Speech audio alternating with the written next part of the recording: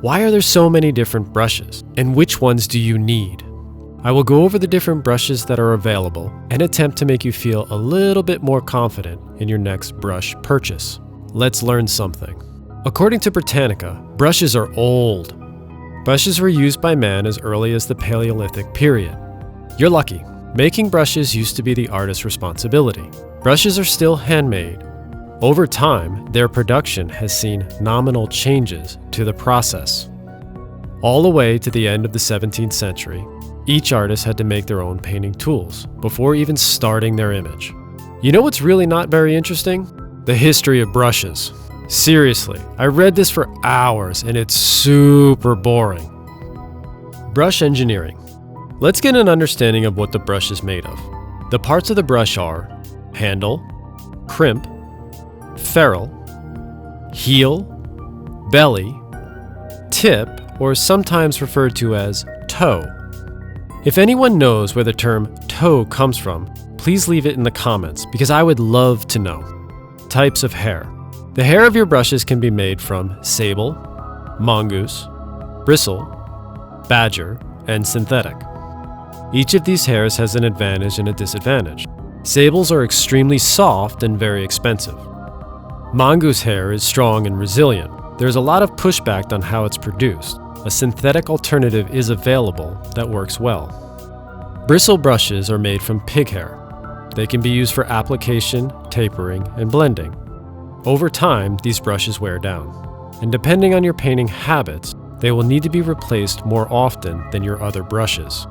Badger brushes are traditional blending brushes, but the synthetic alternatives are cheaper. Synthetics. There's a very wide range of synthetic brushes. Synthetics tend to be cheaper, but they lack the ability to place enough paint on the surface of the canvas, especially in the early stages of the painting. Brush shape options. Round. If you've done a lot of drawing, the round brush will be initially the most comfortable for you. They have a large belly that tapers to a fine point. With a new point, this will allow you to do some very extreme detail.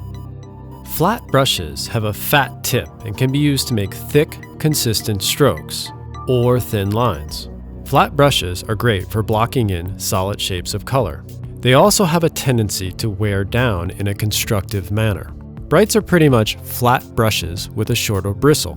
They are useful for short, controlled strokes.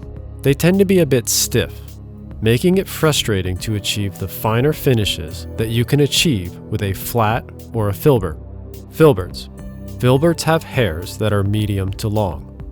The hairs are the shape of an oval. Filberts are as close to a marriage of brights and rounds. They allow you to deliver broad strokes, and if you're using the tip, you can achieve finer precision. Mops or blenders. Mops or blenders can be used to minimize brush strokes, an unwanted glare to the surface of your painting. Mop brushes for makeup application can be very inexpensive and complete this task very well.